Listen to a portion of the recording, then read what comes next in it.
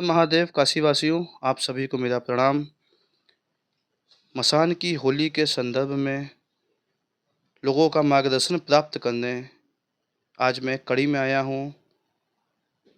उनका परिचय वो किसी परिचय के ऐसे मोहताज तो नहीं हैं। काशी विश्वनाथ न्यास के अध्यक्ष माननीय श्री परम विद्वान नागेंद्र पांडे जी। मैं इनसे कोई प्रश्न करने का साहस नहीं कर सकता हूँ। इनका मैं सीधे मार्गदर्शन ही प्राप्त करना चाहूँगा और वो जो भी ये जवाब देंगे, इससे तर्क संगत और स्पष्ट जवाब और कोई हो ही नहीं सकता है। बहुत बहुत स्वागत और अभिनंदन है आपका। आपके चरणों में कोटि कोटि प्रणाम।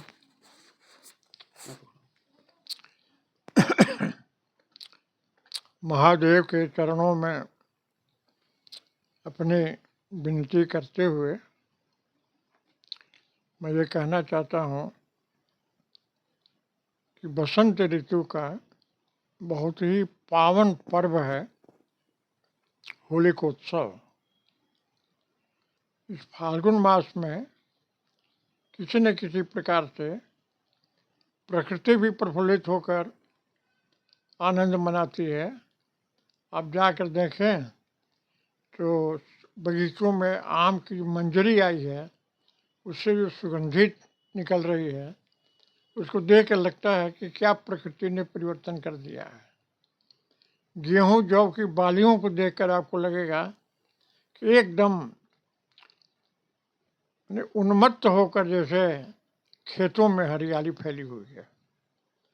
ऐसे ही मनुष्य के स्वभाव में भी एक सहज रूप से जो शीत ऋतु का प्रभाव सबके ऊपर रहा है, वो समाप्त होकर अब ऐसी सुनहरी गुलाबी ठंड रही है जिसको देखकर लगता है कि ऐसा ही सीजन यदि 12 मास रहता तो कितना अच्छा होता।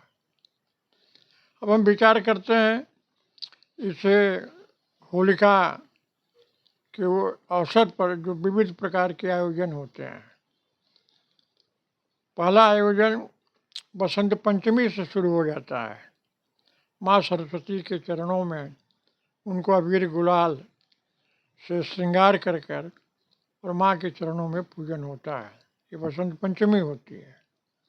इसके बाद जो मुख्य हो जाता है वो फाल्गुन मास के जो एकादशी है, जिसको रंग भरी एकादशी कहते हैं, वो रंगों से, फलों से, फूलों से बाबा विश्वनाथ का तो श्रृंगार किया ही जाता है।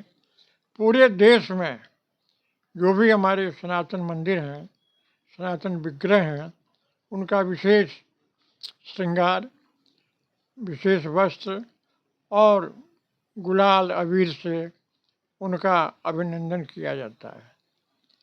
काशी विश्वनाथ में यह पूर्णतः स्पष्ट रूप से देखा जा सकता है। लेकिन एक और बात कहना बहुत आवश्यक है कि कई बार संस्कृतियों में विकृति समय समय पर आ जाती है और हमारी संस्कृति में विकृति का प्रवेश न हो, इसका ध्यान प्रबुद्ध जनों को, आम नागरिकों को, सबको सोचना चाहिए। जैसे होली का क्या है, प्रेम से मिलना, गले मिलना और एक दूसरे को शुभकामना देना, नए वर्ष के आगमन की तैयारी होती है। इसके लिए हम आप सबको मिलजुल कर प्रेम से नए वर्ष के स्वागत के लिए तैयारी करनी चाहिए। लेकिन हर समाज में जैसे अनेक प्रकार के अनेक रुचियों वाले लोग रहते हैं। बहुत सारे लोग बहुत ज़्यादा भांग खाकर उपद्रव करते हैं। बहुत से लोग मादक द्रव्यों का सेवन कर कर अपने को एक कहना चाहिए धन्य समझते हैं और जितना भी अनावश्यक व्यवहार होता है उनके द्वारा किया जाता है। ये बहुत गंदी चीज़ है।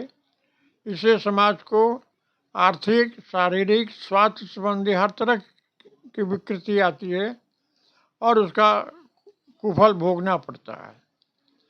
अभी हमारे सामने प्रश्न आया कि काशी स्थित जो मणिकर्णिका धाम है, मणिकेश्वरी मंदिर है, वहाँ पर एक समूह वो विविध प्रकार से अश्लीलता फुहड़तापूर्वक अपने को प्रदर्शित करता है। विविध प्रकार के नाच हो गए, डांस हो गए और बाजे तमाशे से बजते रहते हैं। बहुत से जो अनावश्यक लड़के लड़कियां हैं वो भी उसमें हुड़दंग में शामिल हो जाती हैं। तो मुझे लगता है यह हर तरह से यह स्वागत के योग्य नहीं है, इसको रोका जाना चाहिए और नवयुवकों को समझना चाहिए कि हम कितना शालीन होकर अपने चरित्र का निर्माण कर किस प्रकार से आने वाले नए संवत्सर में हम अपने को खड़ा कर पाएंगे। तो जो यह परंपरा है यह स्थानीय है, ये शास्त्रीय नहीं है। किसी भी शास्त्रीय ग्रंथ में इस प्रकार की बात नहीं लिखी गई है।